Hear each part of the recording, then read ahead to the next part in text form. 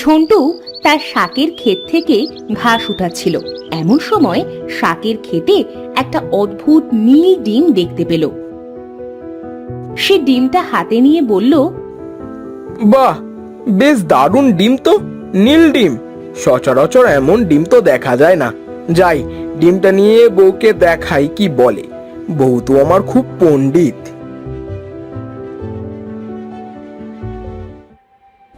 ঝন্টু ডিমটা নিয়ে বাড়িতে গেল। বাড়ি গিয়ে তার বউকে ডাকলো। বউ, ও বউ, আরে কচুর বউ কোথায় গেলে? এত ডাকি আসো না কেন?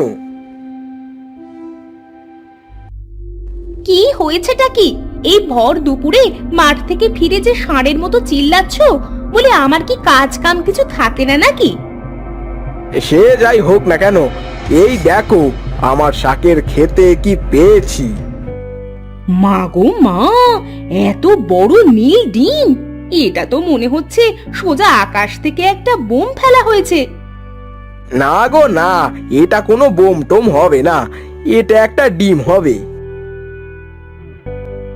হ্যাঁ, ডিমটা তো আমি চোখেই দেখতে পাচ্ছি।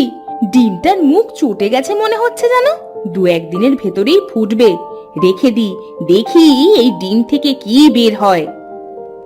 একটু ভালোভাবে রেখো, তোমার তো আবার কোনো জিনিস ভালোভাবে গোছানো থাকে না। আমাকে তোমার একটু না একটু খোঁচা দিতেই হবে, না দিলে হবে না। না বলি, সব কাজগুলো কি তুমি গুছিয়ে রাখো নাকি?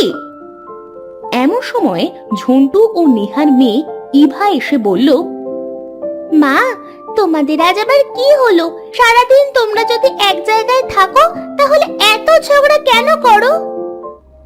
ওই তোর বাবাকে বল যেন এখান ওখান থেকে এসে আমায় না খোঁচায়। এই বলে দিলাম, আজ দুপুরের খাবার মার, বলে দিস। এই গেল। বাবা, তুমিও পারো বটে। মাকে যে কেন এত রাগাও বলো দেখি। তোর মাকে একটু রাগাতে ভালো লাগে, কথায় কথায় পাগলিটা খুব রাগে। এভাবে বেশ কিছুদিন হয়ে গেল। ঝন্টু প্রতিদিনই ডিম নিয়ে নাড়িয়ে দেখত। হঠাৎ একদিন সেই নীল ডিম থেকে একটা মুরগির বাচ্চা ফুটে বের হলো। ঝন্টু আর তার মেয়ে তো খুব খুশি হলো। বাহ, বেশ দারুণ তো, এই নীল ডিম থেকে নীল মুরগির বাচ্চা। বাচ্চাটা দেখতে খুব সুন্দর। বাবা, এই বাচ্চাটা বড় হলে কিন্তু আমার হবে। আমি বাচ্চাটাকে কাউকে কিন্তু দেব না। আচ্ছা আচ্ছা নিস, বড় হলে নিতে হবে না, তুই ছোট থাকতেই নিয়ে নে। হয়েছে, এক মুরগির বাচ্চা নিয়ে এত আদিক্ষেতা দেখাবার কিছুই নেই। যাও, গিয়ে মাঠে গিয়ে আমাকে উদ্ধার করো। ধ্যাৎ, সারাদিন শুধু ক্ষেত ক্ষেত করতেই থাকে। খাবো না আমি ভাত, তুমি খাও। এ কথা বলে ঝন্টু মাঠে চলে গেল।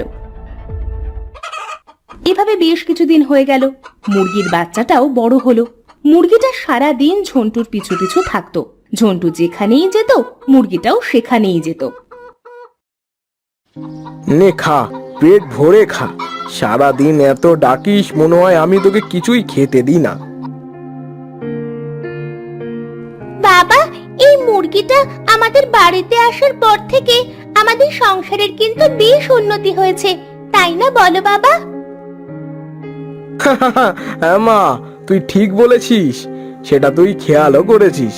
আর এই কথাটা তোর মাকে আমি এখনো বোঝাতে পারলাম না। থাক, মাকে আর বোঝাতে হবে না। আমি খেলতে গেলাম, তোমরা যেন আবার ঝগড়া করো না।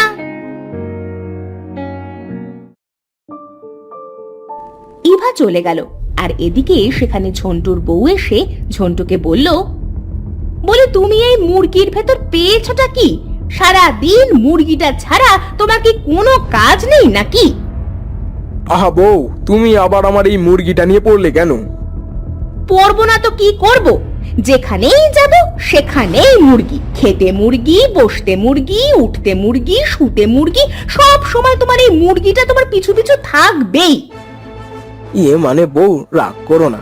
আসলে ছোট্ট থাকতে মুরগিটার বাবা মা কেউ নেই তো, আমি একটু যত্ন করি, সেই জন্য মনে হয় আমার পিছু ছাড়ে না। হয়েছে, বেশ হয়েছে। এবার মুরগিটার মরার সময় হয়ে এসেছে। এই অঞ্জালা আমার আর ভালো লাগে না। স্বামী আমার আর নিয়ে নিয়েছে এই মুরগিটা। আচ্ছা আচ্ছা বউ, এত রাগ করো না। আমি মাঠে যাচ্ছি, এই আজ মুরগিটাকে বাড়িতে রেখে গেলাম। আজ মুরগিটাকে আটকিয়ে রাখো, দেখো এর কি অবস্থা আমি করি।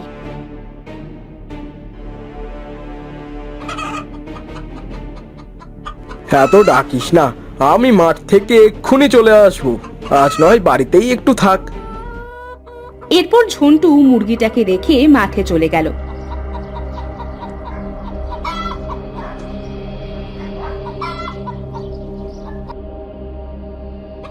আর এদিকে নেহা মুরগিটা বের করে বলল, তোকে আজ মজা দেখাচ্ছি। আজ তোকে রান্না করে খাবো, তোর মালিককে আজ তোকে ভোজন করে খাওয়াবো। নেহার কথা শুনে মুরগিটা খুব ডাকতে লাগলো। নেহা সেদিকে পাত্তা না দিয়ে মুরগিটাকে জবাই করে দিল। মুরগির রক্ত নেহার গায়ে লাগার সাথেই নেহা মুরগিতে পরিণত হলো, আর সেই নীল মুরগিটা সেখান থেকে উধাও হয়ে গেল। এদিকে ঝন্টু মাঠ থেকে বাড়িতে এসে তার বউকে ডাকতে লাগলো, বউ, ও বউ, কোথায় গেলে? বাড়িতে আসলাম সেই কখন, এখনো তার দেখা মিলল না। সারাদিন কোথায় যে কি করে তা কে জানে। ওগো আমি যে তোমার সামনেই আছি।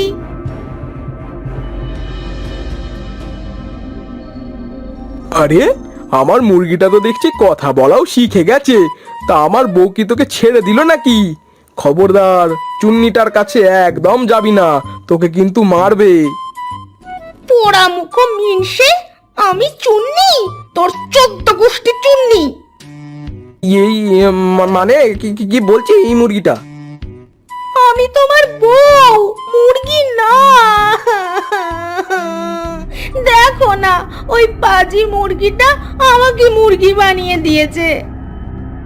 ঝন্টু দৌড়ে মুরগির ঘর খুলে দেখলো যে কোথাও তার মুরগিটা নেই।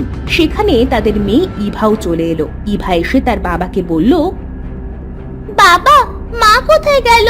আমার যে খুব খিদে পেয়েছে, মাকে ডেকে আমাকে দুটো ভাত দিতে বলো না। ভাত দিব কি করে মা, আমি যে মুরগি হয়ে গেছি। বাবা, এই মুরগিটা কি বলছে? এটা নাকি আমার মা। হ্যাঁ রে, এই তোর মা। তবে আমার মুরগিটা গেল কোথায়? ও তো এই বাড়ি থেকে কখনো বের হয় না। ওগো, আমি মুরগিটা জবাই করে দিতেই তার রক্ত আমার গায়ে এসে লাগে, আর আমি সাথে সাথেই এমন মুরগি হয়ে যাই। কি বললে? তুমি আমার মুরগিটা জবাই করে দিয়েছো? হায় হায় হায় হায়, কি সর্বনাশ হলো গো! এটা তুমি কি করলে বলো তো? ওগো, আমার ভুল হয়ে গেছে, আমাকে আবার মানুষ বানিয়ে দাও। আমি মুরগি হয়ে থাকতে চাই না। মা, তুমি এটা কেন করলে? আর বাবা তোমাকে কিভাবে মানুষ বানাবে? কাঁদিস না মা, তোর মা মুরগিটার সাথে জীবনে অনেক অন্যায় করেছে, তার শাস্তি তো তাকে পেতেই হবে। বেশ কিছুদিন হয়ে গেল। এদিকে ঝন্টুর বউও সব সময় কাঁদতো। ঝন্টুদের বাড়ি থেকে যেন শান্তি নামক জিনিসটাই উঠে গেল। না, আর ভালো লাগে না, কোথাও শান্তি নেই। সব সময় তোমার এই কান্না আমার আর ভালো লাগে না। বাবা, মায়ের এই কষ্ট যে আমার আর সহ্য হচ্ছে না। মাকে আমরা কোথায় নিয়ে গিয়ে ভালো করব গো? এমন সময় সেখানে তাদের সেই মাথা কাটা মুরগিটা এসে বলল, কোথাও নিয়ে গেলেও ভালো হবে না তোমার মা। আমি কি তোমাদের কোনো ক্ষতি করেছিলাম যে তোমার মা আমাকে জবাই করে দিল? আমি ভুল করে ফেলেছি, তুমি আমাকে ক্ষমা করে দাও। না, তোর কোনো ক্ষমা নেই। তুই আমাকে হিংসে করতিস না, তাই তুই সারা জীবন আমার রূপ নিয়ে এই মুরগি হয়েই থাক। নীলুরে, আমার বউটাকে ক্ষমা করে দে। তুই যে অমূল্য জিনিস সেটা এই পাগলিটা বুঝতে পারিনি। নীলু, দয়া করে আমার বউকে ক্ষমা করে দে। জানো কৃষক, আমার মা কতবার নিতে এসেছে। আমি শুধু তোমার জন্য যাইনি, কারণ সেই ছোট্ট থেকে তুমি আমার মায়ের মতো আমাকে ভালোবাসো তাই। তোর মা মানে? কে তোর মা? নীল জগতের নীল রাক্ষস যে আমার মা। আমি তো তোমাদের কাছে একটা মুরগি হয়ে থাকতে চেয়েছিলাম, কিন্তু তোমরা আমায় থাকতে দিলে না। আমি বুঝতে পারিনি, আমায় ক্ষমা করো, আমায় ক্ষমা করো তুমি।